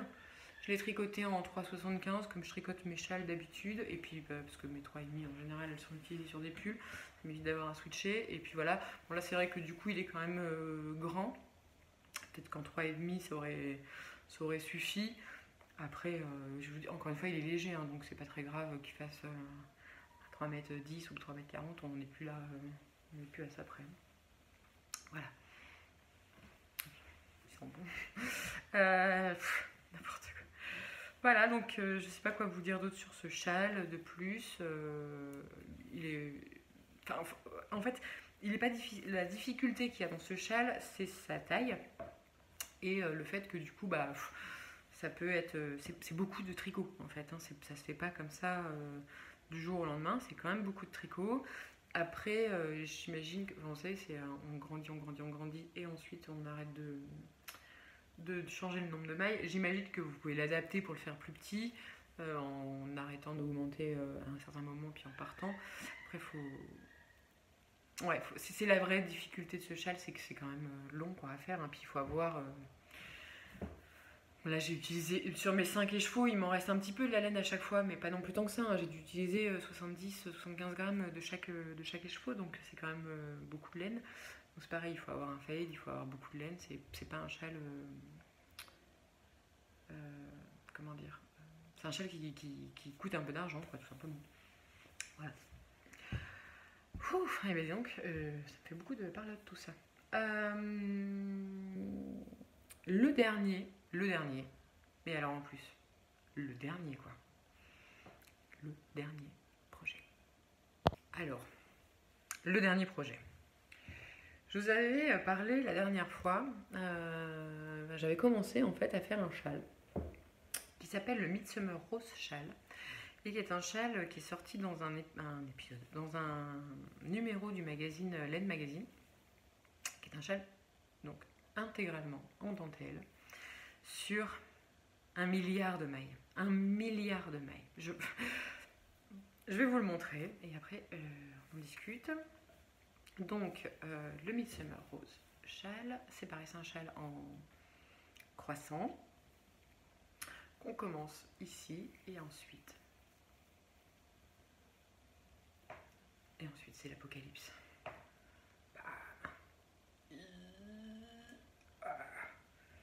Voilà, je sais pas comment je pourrais vous le montrer en entier. Il est gigantesque et pour être aussi grand, il y a des rangs avec des mailles, un nombre de mailles affolant. J'ai pas osé regarder l'épisode de la dernière fois parce qu'il me semble que j'étais extraordinairement naïve sur ce châle, mais extraordinairement naïve. J'en étais, je sais plus, je pense dans les flocons, un truc comme ça, et je me dis oh, c'est pas si difficile en fait. Oui, il y a beaucoup de mailles, mais qu'est-ce qu'on s'amuse. J'avais pas su, je savais pas. Ah, c'est une aventure. Ce châle, c'est une aventure. Alors, je vais pas vous dire que tout a été rose dans la conception, la production de ce châle, mais alors ça m'a appris énormément de choses. La patience, l'abnégation, la douleur, le désespoir. Non, pas tant que ça, mais pas loin quand même. Je suis passée par beaucoup d'émotions pendant que je faisais ce châle. Mais voilà, en fait, c'est un châle, on se rend pas compte de la taille qu'il fait. En fait, à un moment, on arrête de se rendre compte de la taille qu'il fait. On se retrouve à se dire dans sa tête des trucs comme « Ah, chouette, il me reste plus que 200 mailles, j'ai fini mon rang presque. » Vous voyez, on se retrouve à dire des trucs pareils. On apprend à souffrir un petit peu physiquement, mentalement. C'est un châle que je referai jamais de ma vie, je crois. C'est pas possible. Je voulais en faire un pour l'offrir l'année prochaine à ma mère, mais franchement, je suis pas sûre que j'en serais capable parce que ça a été une vraie difficulté dans ma vie. Bref, donc c'est un châle uniquement en dentelle qui a la particularité de se travailler sur l'avant et sur l'arrière, c'est-à-dire que vous n'êtes jamais libre, vous n'êtes jamais tranquille, vous avez tout le temps des trucs à faire, et quand vous avez des trucs à faire, c'est aller chercher des mailles derrière, c'est faire du torse sur l'envers, c'est faire des jetés, les ranger dans le truc, les triples diminutions, sans droit à l'erreur, parce que revenir là-dedans, c'est compliqué, ça se fait pas en fait, il faut pas le faire. Donc voilà, c'est un châle. En vrai, franchement, il est magnifique, on peut pas le cacher.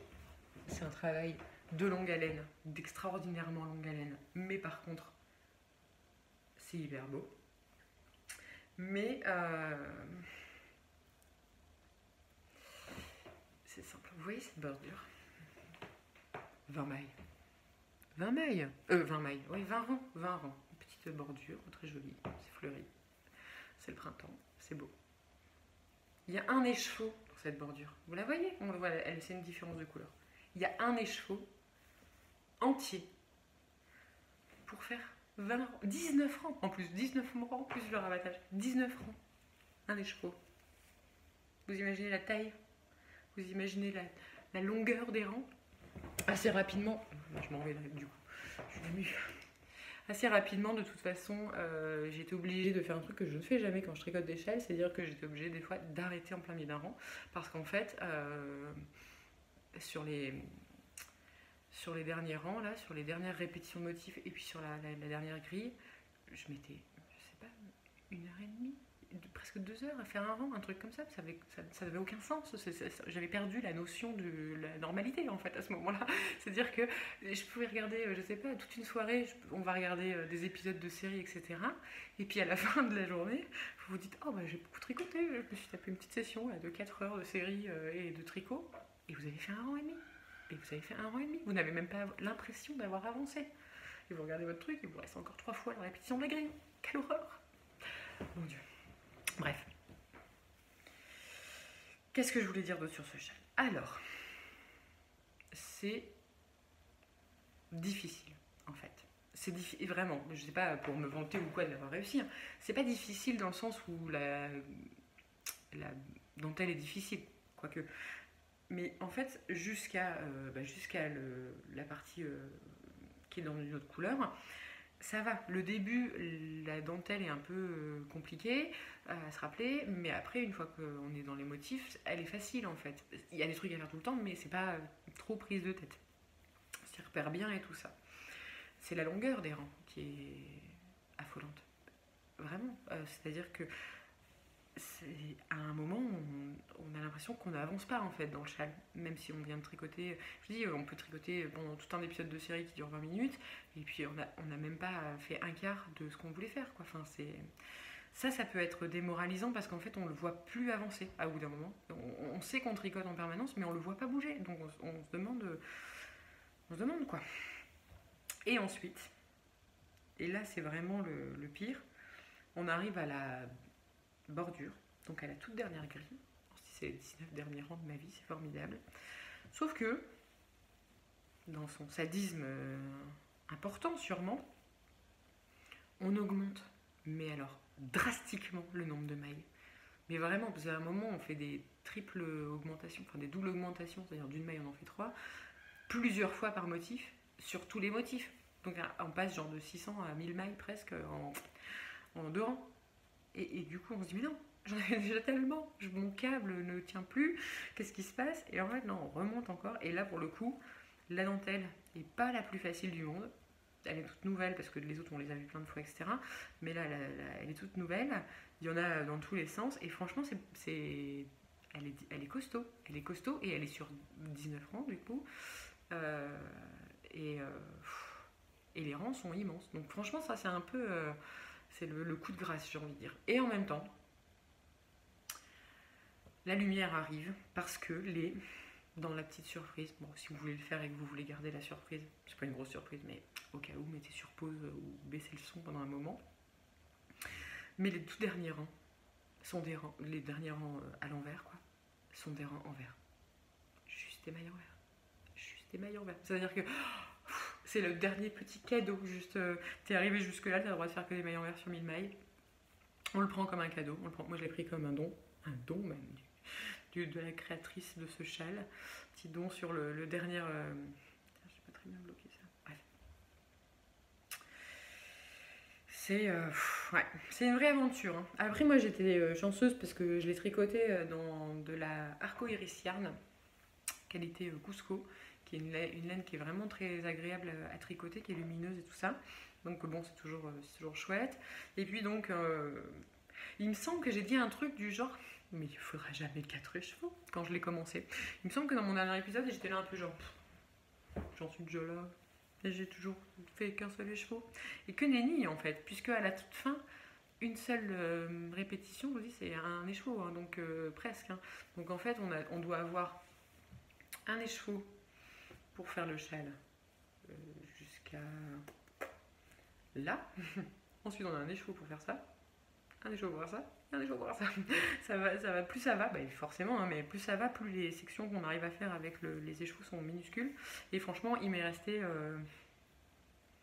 j'ai pas calculé, mais il me reste très très peu la, de la couleur claire, et la foncée presque pas. Voilà, comme ça. Hop, donc c'est de la Cusco Alpaga Cashmere Soie de chez Arcoiris Yarn. Cette couleur ici c'est Elementary et la claire c'est Demelza. Voilà. Franchement je sais même pas comment ça se porte. Comment on porte un truc pareil? Je ne sais pas. Je sais pas. Je sais pas. Voilà. Hop. Comme ça, sûrement. Ah, mais c'est joli quand même. Hein. Bah, là, encore une fois, j'ai pas eu trop l'occasion de le porter. Ah, ben là, ça va avec mon petit t-shirt moutarde. Finalement. Vous voyez, hop. C'est beau, hein.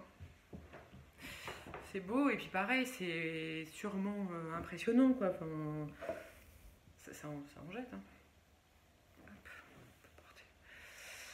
Alors, c'est rigolo en plus, parce que quand je le vois, ce châle, ça me fait penser à. Vous allez rigoler. Ou pas d'ailleurs. Mais en fait, je l'ai tricoté en regardant l'intégralité presque de la série Downton Abbey. Alors, j'ai pas fini le châle sur la série complète. Impossible. J'ai fait quelques rangs sur la série complète. Mais donc, enfin bref, et donc j'ai tricoté ce châle en partie en regardant Downton Abbey. Aussi, au tout début, sur quelques répétitions, plutôt en regardant des épisodes de Faites entrer l'accusé. Mais j'espère que j'ai pas mis de mauvaise onde dedans. Mais sinon, non, j'ai beaucoup tricoté enfin, j'ai beaucoup. Oui, je tricotais ce châle en regardant Downton Abbey. Et du coup, quand je le vois, je pense à Downton Abbey. C'est marrant. Je sais pas combien de temps ça va me durer, mais pour l'instant, à chaque fois que je le regarde, je sais pas. En plus, il a un côté un peu. Cette dentelle et cette alpaga, ça fait un peu. Non? Je sais pas. C'est beau, hein? Oh, par contre, c'est vrai que ça en jette. Hein.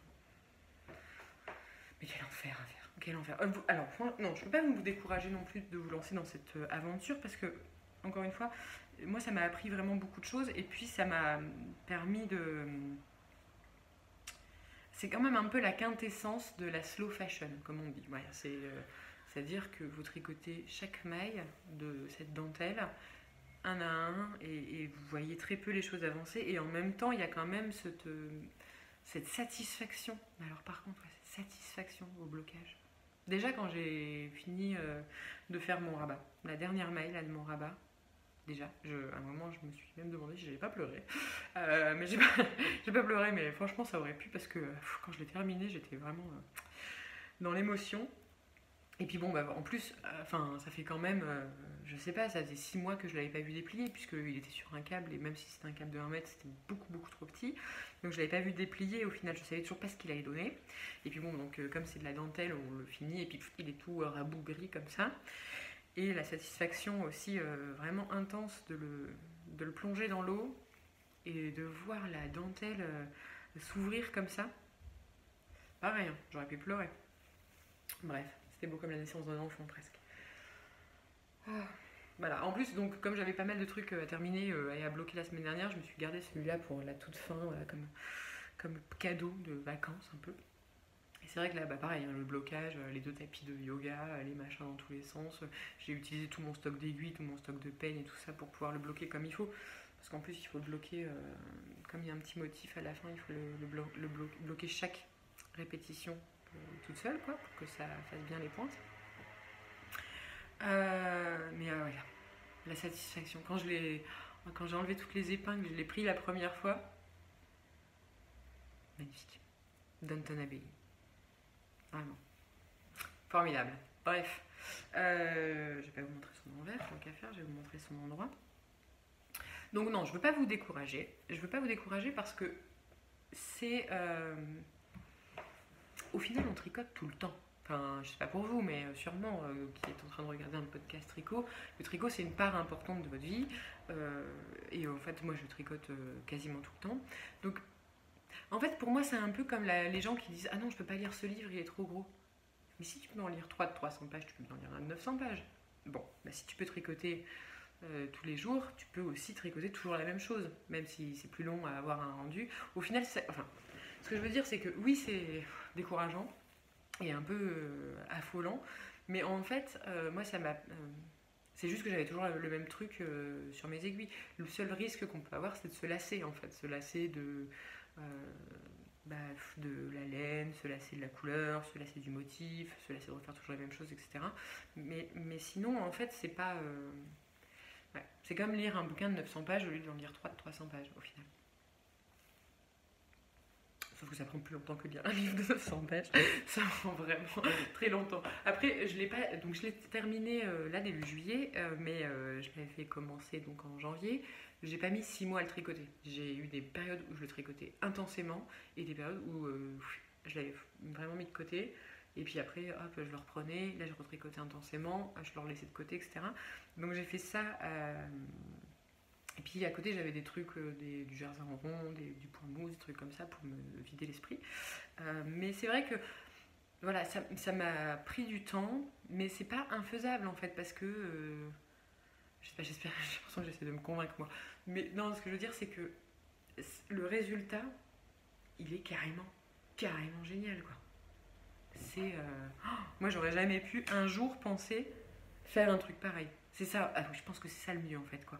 C'est que je pensais vraiment pas être capable de faire un truc pareil, et en fait si, et c'est pas un exploit en fait, c'est à la portée de plein de gens. Il faut juste de la patience quoi.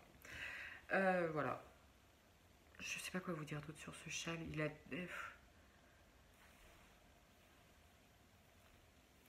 Si vous savez pas quoi faire de 4 échevaux et que ça vous dérange pas d'avoir un tricot qui est comment dire, un tricot longue durée comme ça qui vous accompagne pendant longtemps, que vous pouvez reprendre, le reposer, etc. Oui, enfin, franchement, allez-y, il est magnifique, quoi. Il est vraiment magnifique. Il est grand. Je l'ai pas mesuré, mais il est quand même plutôt grand. Je vais essayer de vous le montrer un peu plus au complet. Hop, on voit à travers. C'est vraiment que de la dentelle. Vous avez vu, ça rend bien. Voilà, donc moi je l'ai tricoté en aiguille 3,5 et ça m'a pris pas mal de tous mes écheveaux. J'ai toujours ajouté une corde sur la bordure, mais voilà, c'était ma seule modification. La laine, génial, évidemment, c'est Arco Iris Yarn. Mais voilà, en plus je trouve qu'elles vont bien ensemble. J'aime bien le changement de couleur de la bordure, ça m'a ajouté un petit peu de nouveauté, ça a ravivé un peu ma flamme sur la fin. J'en avais besoin. En plus du coup, comme il y a beaucoup de diminution et tout ça, ça creuse en fait au moment du blocage, on a ces pointes qui se font, donc c'est joli, hein. J'aime bien comme ça. Puis quand ça se porte, pareil, c'est élégant. Hop. Je pourrais vous le montrer pendant des heures, c'est une vraie aventure de tricot. Mais ouais, voilà, ça m'a... Je sais pas quoi dire d'autre. Il est magnifique. Bref. Voilà. Donc ça, c'est ma masterpiece tricot. Je m'étais dit, je me relance pas dans un truc pareil. Parce que franchement, les tricots infinis... vous allez voir, j'ai monté un châle de Stephen West qui se tricote en 6 couleurs différentes. Avec, il n'y a pas les écheveaux complets à chaque fois, mais pas loin. Donc je vais encore me tricoter un truc, encore me trouver un projet qui va me durer 3 mois. Après, par contre, la seule, c'est rigolo, mais j'ai l'impression que du coup, qu'est-ce que je pourrais faire de mieux maintenant, hein? Après un truc pareil, qu'est-ce qu'on peut faire de plus fou encore que ça? Je sais pas. J'ai l'impression d'avoir fait le truc le plus fou possible. Vous allez me trouver peut-être naïve ou quoi, mais j'ai l'impression que j'ai fait le truc le plus fou que je pourrais jamais faire en tricot. Ou alors, il faudrait que je me tricote un pull en dentelle, en 2,5 ou un truc comme ça. Je le ferai pas. Quelle horreur, je le ferai pas. Voilà. Donc ça, c'était tous mes projets terminés. Je sais pas combien de temps ça va durer, toute cette affaire, mais donc j'ai 2 projets en cours à vous montrer. Et en termes d'achat de laine, j'en ai pas parce que j'ai tout tricoté en fait, puisqu'il y avait la laine vilaine que j'avais achetée, il y avait la laine pour le Waiting for Rain, et puis il y avait transition. La dernière laine que j'ai achetée au Knit It, c'est pour un projet en cours que j'ai actuellement. Passons au projet en cours. Alors, mon premier projet en cours, c'est un pull que je fais. Et alors, la toute première chose, c'est qu'il est dans un sac. Magnifique, oui. Que j'ai acheté, donc la marque c'est Apollonie, qui est en fait la personne, Julie, qui tient la marque, habite à Lyon. Et en fait, je l'ai rencontrée aux apéros tricot de Lyon, puisque je suis allée à un apéro tricot à Lyon, hyper sympa. J'ai rencontré plein de gens hyper gentils et tout ça. Bref, et donc, je sais pas comment je suis tombée sur sa boutique Etsy, enfin, sur ses sacs, sur Instagram, je sais plus exactement. Je me dis, ah, ils sont hyper beaux, tout ça, j'en veux un. Et seulement après, je me suis rendu compte que c'est la même personne qu'à l'apéro tricot. Je suis quand même un peu débile, moi, des fois, mais bref. Et je sais pas comment je me suis débrouillée, mais heureusement qu'il y avait la même photo de profil sur la boutique et puis sur le Instagram de Julie, parce que sinon, je suis pas sûre que j'aurais capté. Bref, donc j'ai acheté ce super sac à tricot. Donc moi, c'est la grande taille que j'ai acheté, qui est donc tout noir avec quelques ornements poils de chat chez moi. Et puis avec une doublure à l'intérieur, hop, en tissu, qui est hyper jolie. Voilà. Hop. Et puis à l'intérieur, vous avez aussi des petites poches plaquées, comme ça on peut mettre des petites choses dedans. Et puis 2 anses pour le transport. Hop. Je suis hyper fan de ça, que j'aime vraiment beaucoup. Les anses. Oui, les anses. C'est super pratique pour les transporter. Et puis ce noir, ça fait ressortir mes petits pits. Bref, quel âge ai-je? Donc, super sac. Donc la marque c'est Apollonie, mais je vous mettrai un de toute façon en bas. Moi je suis ravie de ce sac. Et dedans j'ai mis un pull que je tricote avec de la laine. De la laine. Alors ça c'est de la bien-aimée Allure, qui est je pense la laine la plus cool de l'univers. Vraiment. Donc je suis dans l'alpaga cachemire soie. Là c'était ma période. Je suis en train de revenir par exemple la laine que j'ai commandée j'ai commandé la laine chez Arcoiris Yarn. Là, je pense que je vous l'ai dit, je suis bête. Bref, c'est du Merino. Mais j'ai eu une période alpaga, cachemire, soie, la douceur c'est la vie et tout ça. Donc ça je l'ai acheté au Knit It. J'ai acheté 3 écheveaux de bien-aimée Allure, coloris Pink Granite. Voilà, donc c'est un gris et rose. Voilà, comme ça. J'avais acheté les 3 écheveaux à la base, je voulais en faire un châle de Mélanie Berg. Je sais plus lequel, mais voilà, un châle qui est en point texturé. Et en fait, je me suis dit, cette laine elle est tellement super, j'ai envie d'en profiter quand je la tricote et pas de me taper. Et pas faire parce que je crois que c'est un motif à base de point de riz ou un truc comme ça, ou point de blé, je sais plus. Donc, maille endroit, maille envers, maille endroit, maille envers. C'est moins agréable à tricoter que, je sais pas, une montagne de points mousse ou de jersey en rond. Donc, voilà. Et donc, je me suis dit, quand même, je les mettrais bien dans un pull. J'en ai que 3, et moi, il me faut 4 écheveaux pour un pull. Qu'à cela ne tienne, j'ai commandé de la Aphrodite. Ok, aussi une laine extraordinaire, puisque c'est aussi de l'alpaga cachemire soie, mais là ça c'est de chez Laine Amouret et c'est la couleur T'es belle au naturel. Voilà, donc c'est un beige. Et je trouvais que ça allait pas mal ensemble pour faire un pull avec un yoke, avec un motif. Ça c'était mon envie de départ. Sauf que dans les modèles qu'il y avait, là, il n'y avait rien qui me tentait.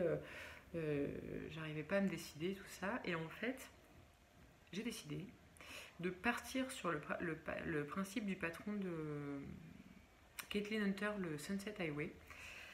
Mais j'ai pas fait le Sunset Highway, en fait, et j'ai même pas fait le patron vraiment. En fait, je me suis servi des nombres de mailles par rapport à l'échantillon que j'avais. Je me suis servi du nombre de mailles pour savoir combien en monter, combien d'augmentation faire, combien où et tout ça, quoi. Je me suis juste basée là-dessus. Et le reste, je me suis un peu laissé la créativité totale.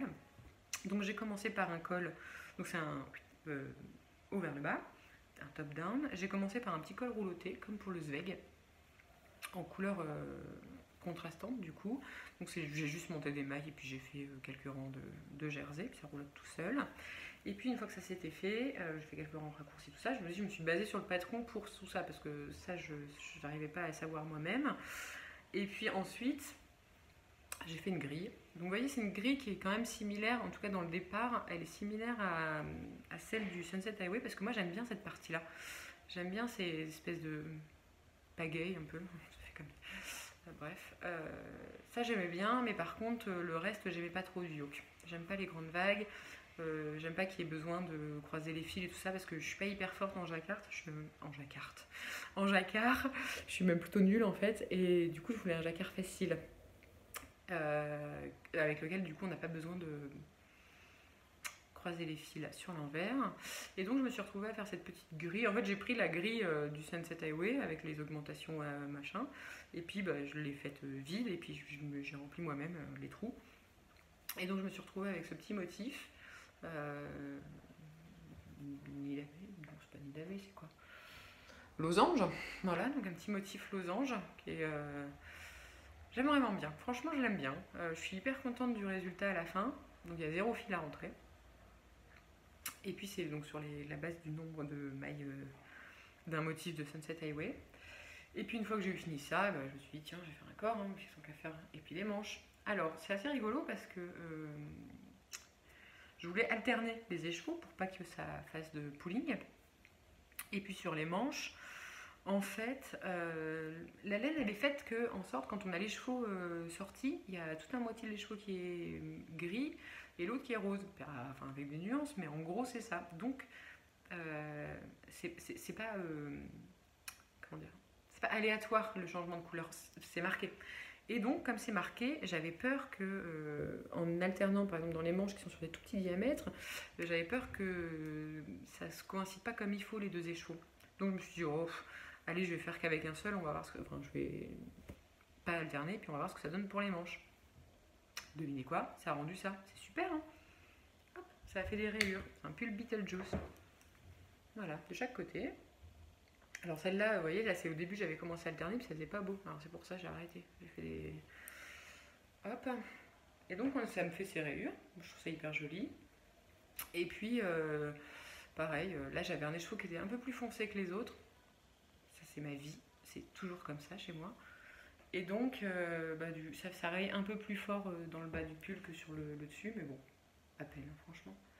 Voilà, donc il me reste quasiment rien à faire parce qu'il me reste quelques centimètres de corps et puis après je vais faire des côtes 1-1 et puis je vais rabattre. Là pour les manches j'ai remonté plein de... Je sais plus exactement combien j'avais de mailles mais j'en avais pas mal et puis à la fin j'ai fait des diminutions vraiment drastiques, c'est-à-dire que j'ai fait que des... J'avais je sais plus une centaine de mailles, une centaine et quelques de mailles et puis j'ai fait de mailles ensemble, de mailles ensemble, de mailles ensemble, de mailles ensemble comme ça tout le long du rang. Après j'ai changé de couleur et puis j'ai fait un petit poignet sur une vingtaine de rangs. Voilà, puis un petit rabattage.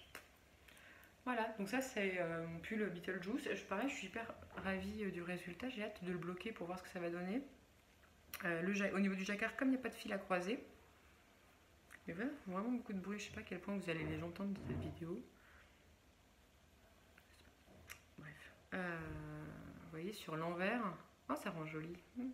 On le voit moins en vrai, la caméra a plus de contraste, donc là c'est l'envers. Vous voyez, c'est un jacquard facile en fait, puisqu'il n'y a jamais plus de 3 mailles, je pense. Ouais, je crois que le max c'est 3 mailles. Ça va, hein. Voilà, donc ça c'est un pull que j'aurai bientôt terminé, assez rapidement je pense. Il est aussi un petit peu symbole de la résolution actuelle du tricot. C'est-à-dire que moi je suis quelqu'un qui aime bien quand c'est bien fait. Et quand ça tombe bien et qu'il n'y a pas de problème, etc. Et le problème en tricot, c'est que ça arrive rarement. C'est-à-dire que soit on va avoir fait une erreur dans une dentelle ou dans une grille de jacquard, on va avoir remonté des manches et puis ça va pas être hyper joli, ou pareil le col du hako, ou je sais pas, on va au moment de la récupération de manche-corps et ça, il va y avoir un peu de jeu ou un truc comme ça. Enfin bref. Et là, sur ce pull, ce qui m'est arrivé, c'est que j'ai eu cette affaire de laine qui Donc au début des manches qui faisait du pulling, dans le corps aussi ça faisait des rayures mais pas toujours pareil, etc. Un peu chelou. Et ça m'embêtait. Et à un moment je me suis dit ok, on arrête. Résilience.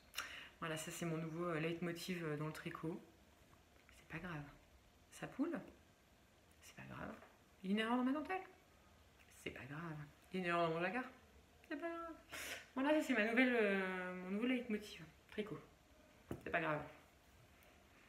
Voilà, donc je vous le montrerai terminé assez rapidement, je pense, puisque là il faudrait que je me mette à faire le rabattage, parce que j'aimerais bien, je suis en train d'appeler n'importe comment, j'aimerais bien le terminer, c'est pas que j'aimerais bien, c'est que je vais le terminer avant de commencer mon pull à moi. Donc là je voudrais le terminer assez rapidement. Non mais en plus vous vous rendez compte, quand j'ai acheté le sac, j'ai mis directement les écheveaux dedans. On dirait qu'ils ont été faits pour. Hein. Regardez-moi cette harmonie. Ça va tout bien ensemble. Là, je vous les conseille ces sacs parce que moi j'ai pris la grande taille. Donc puis ouais, je mets tout dedans. Hein. Je mets mon pull quasiment terminé avec mes 2 restes d'écheveaux. Ça tient. Voilà. Hop, ça c'était mon premier.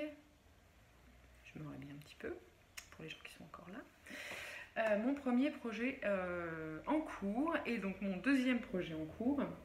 Je l'ai monté lundi soir. J'ai galéré à le monter, mais ça valait la peine. Alors, c'est un châle de Stephen West. C'est mon tout premier Stephen West. Je sais pas pourquoi je vous le dis comme ça, mais je sais pas. Bref, et donc il s'agit du châle Texture Unite, qui est un châle en 6 couleurs de Stephen West donc, et donc c'est un châle où il y a plusieurs sections en fait, où on commence par une grande section de brioche et puis ensuite on vient récupérer des mailles sur les côtés pour faire une autre section et puis ensuite on récupère d'autres mailles ensemble pour faire des sections, etc. Ça me fait penser un peu à, je sais pas si vous vous rappelez, on vous donne plein de formes, en triangle, le rectangle, etc. Puis il faut réussir à tout mettre tout caser dans un carré. Bah, ça fait un peu ça l'esprit du Texture Unite. Sauf que chaque section a son propre point texturé, sa propre spécificité.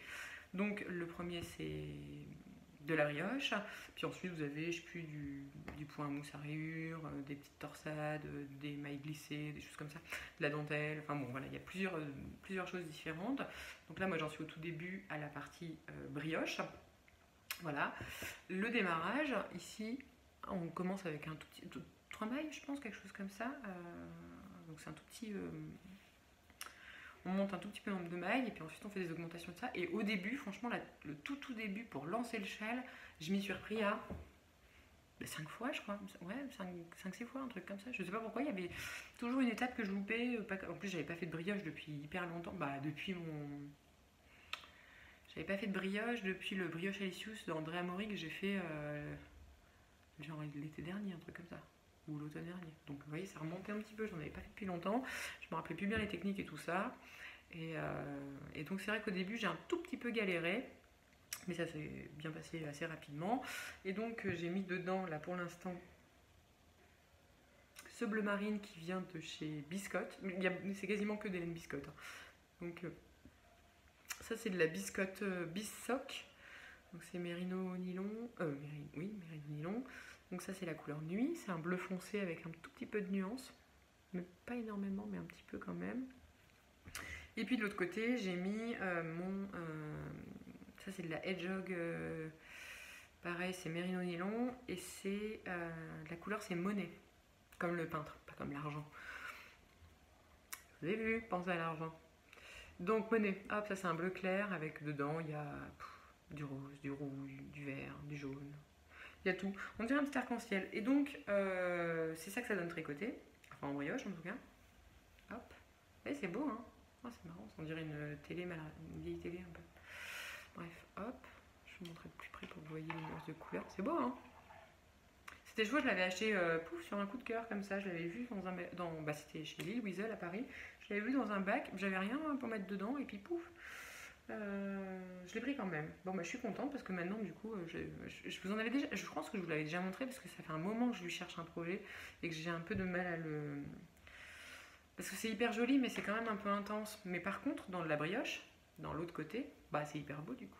Bon, ça va être un peu plus étiré quand elle sera finie, mais je trouve que du coup ça rend bien. Voilà, donc ça c'est les 2 premières couleurs que j'ai mis dedans.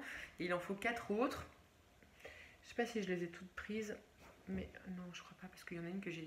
Alors j'ai celle-là que je vais mettre dedans, c'est un gris, et ça s'appelle la couleur... C'est de la Bissock encore, et la couleur je pense que c'est gris-gris.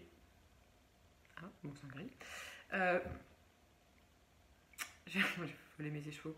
Celle-ci aussi, qui est une couleur naturelle, ça s'appelle Vanille, toujours de la Bissock. Et puis j'ai celle-ci, c'est Lagon, je pense. Ouais, Lagon, un bleu canard. Donc j'ai ces 3 là, plus ces 2 là, pour l'instant. Attendez, je vais vous montrer. Hop. Pour l'instant, j'ai ça comme couleur, pour le mettre dedans. Il m'en manque encore une. J'ai un autre écheveau de Bissock qui est un espèce de bleu-vert, mais qui est quand même hyper proche du bleu canard, mais peut-être que ça rendra quand même bien, parce que de toute façon, dans un châle avec autant de couleurs. Soit je peux peut-être m'en sortir avec que 5, parce qu'on n'a pas besoin de la laine pour tout, donc je vais peut-être pas aller chercher plus loin. Je sais que, d'expérience, faut pas que je laisse celui-là à côté trop près de celui-là, parce que il me semble que celui-là, il dégorge pas mal. La couleur, elle dégorge beaucoup, parce qu'elle est quand même un peu intense. Et du coup, je crois qu'il faut pas trop que je le laisse. Mais c'est dommage, parce que ça fait beau ensemble. Bon, au pire, il partira un peu en bleu. Bref, je sais pas. Parce que j'ai aussi un autre écheveau de biscotte en bleu poudreuse, un peu bleu layette un peu. Donc pareil, pour aller dedans, je sais pas. Je vais peut-être utiliser que 5 couleurs, parce qu'il faut pas les écheveaux de tout. Et puis comme ça me permet de pas tout ouvrir. Mince, je me suis accrochée dans la brioche.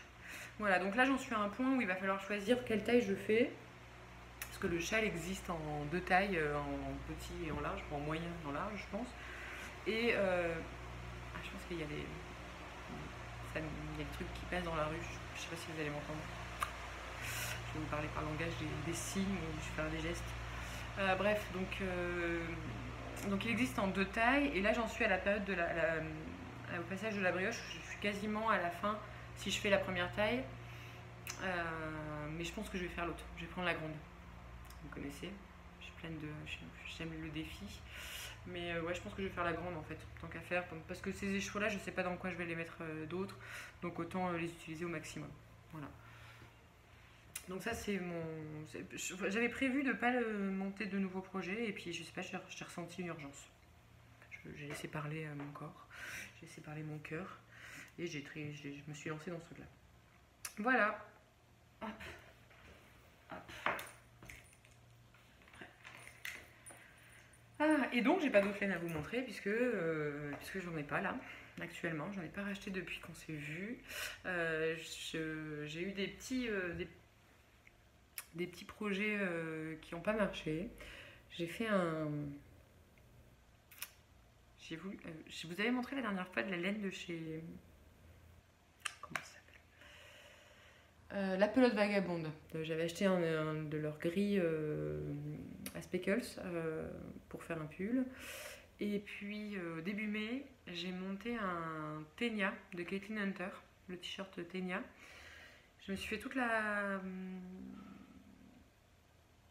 dentelle que j'avais un peu modifiée. J'avais enlevé les maillons verts. Enfin, j'ai pas enlevé toutes les maillons verts, mais j'ai enlevé les rangs de maillons verts qu'il y a dans la dentelle. Ouais, je me suis fait toute la ligne. C'était hyper beau, j'étais contente, ça rendait bien, machin. Puis je commence à faire le corps, j'alterne mes petits écheveaux, les lalous. Et je sais pas comment je me suis débrouillée. Je sais pas ce qui s'est passé. Mais je pense que j'ai alterné les écheveaux, mais ils étaient quand même ensemble en fait. Et du coup, ça me faisait un méga bowling, mais vraiment. En plus, c'est des speckles qui sont verts, marron, etc. sur le gris. Et je sais pas comment je me suis démerdée, mais on aurait dit qu'il était taché en fait. Mais vraiment, on aurait vraiment dit qu'il était en plein milieu, ça. Voilà. Et ça m'a énervée. Enfin, ça m'a énervée. J'étais, ah non, quelle horreur. En plus, je l'ai pas vu au fur et à mesure. Je sais pas comment je me suis débrouillée. Il faisait nuit ou je sais pas. Enfin, j'ai pas fait gaffe. Et j'avais tricoté, je sais pas, ça de corps, un truc comme ça, plus la dentelle. Donc j'en étais vraiment à loin. Et puis en plus, cette laine, j'arrivais pas à lui trouver de projet. J'avais enfin trouvé ce projet-là. Et puis en fait, ça n'allait pas. Et puis du coup, je l'avais déjà essayé de le mettre dans une étole, j'avais essayé de le mettre dans un autre châle et tout ça. Du coup, ça m'a... Je sais pas, à un moment, je me suis dit, bon, il y en a marre. J'ai tout détricoté. J'ai tout remis en écheveau. Enfin, j'ai tout débobiné, tout mis en écheveau dans le placard. Je les reprendrai, je pense dans pas trop longtemps, à l'automne, à l'hiver, un truc comme ça. Mais là, j'étais, je pouvais plus le voir. Je sais pas ce que je vais en faire, je pense les mettre dans un châle. J'en ai 4 en fait, mais j'en ai 3 qui sont gris et un qui est gris foncé. Et franchement, pour le coup, on voit vraiment la différence. Et en même temps, je suis censée être en résilience, donc je sais pas. Je pense que je vais peut-être mettre les 3 écheveaux gris dans un châle. Peut-être ce fameux châle de Mélanie Berg là que j'ai pas fait avec les. Je pourrais le faire là-dedans. Cette petite alternance maille endroit, maille envers, ça va peut-être me casser un peu. Bah, de toute façon, sur un châle, ça le fera moins que sur un pull. Je pourrais faire ça. Vous voyez, là, on en parle. Ça m'a donné peut-être que je pourrais faire ça. Ou alors, peut-être aussi, je pensais, parce que là, je regardais les châles de Seven West pendant que je faisais. Pendant que je regardais pour mon texture Unite. Et je ferais bien aussi, sinon, un. Comment il s'appelle ce châle? Un Dotted Ray, je crois qu'il s'appelle. Ouais. Il peut se faire en une seule couleur, il peut se faire en fade, enfin, il peut se faire en ce qu'on veut, quoi. Et peut-être que du coup, je pense qu'il y a 3 échos dedans, je ferais peut-être ça sinon.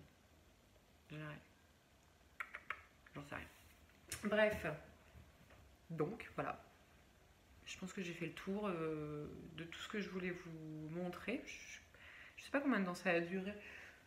J'ai fait des petites pauses à un moment, mais je sais pas exactement combien de temps ça va durer. J'espère que j'ai pas trop parlé, j'espère que vous m'en voudrez pas. De toute façon, je reviendrai bien plus vite que ce coup-ci, parce que là, c'était quand même vraiment long, mais je reviendrai assez rapidement. Puis je vous donnerai donc des nouvelles sur mon pull, mon pull à moi. Voilà. Bon, et bien écoutez, en tout cas, je vais vous souhaiter un bel été. Si on ne se revoit pas avant la rentrée, pour celles et ceux qui sont en vacances là au mois d'août, les Haussiens, comme on vous appelle dans le monde. Pour les Haussiens, passez des bonnes vacances. Pour le juillettiste, vous avez eu les longues journées, donc ne vous plaignez pas. Ça suffit maintenant. Moi je suis moite-moite, voilà, je fais un peu juillet, un peu de août, comme ça je suis dans le camp de personne. Et puis de toute façon je reste à Lyon, donc je suis pas vacancière quoi. Enfin si un peu. Je fais beaucoup de tricot. Ça c'est chouette. Enfin pas la semaine dernière parce qu'il y avait la canicule et du coup on pouvait rien faire d'autre que de rester là à attendre que le temps passe quoi.